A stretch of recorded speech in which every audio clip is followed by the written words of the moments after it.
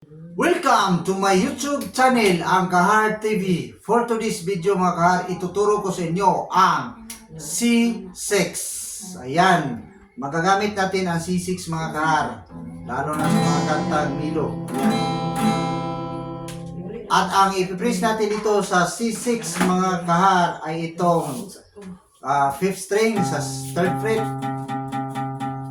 at 4th string sa 2nd fret at 3rd string sa 2nd fret,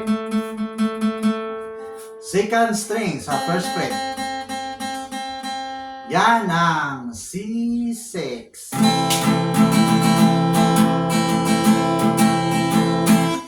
Okay, C6 ito mga kahar, at medyo mahirap pero diskartihan nyo lang ay makukuha rin nyo yan.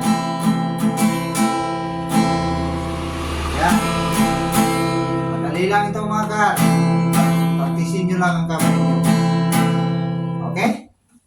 At sana ay may nakukuha, may natutunan kayo sa aking video na ito mga kahar. At kung maaari na po sana ay paki-subscribe sa aking munting channel at paki-click ng notification bell para updated kayo sa mga bago kong upload na video. At paki-like na rin dyan mga kahar.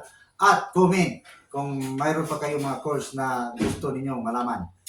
Gawa natin yung video. Okay, thank you for watching mga kahar. Bye bye!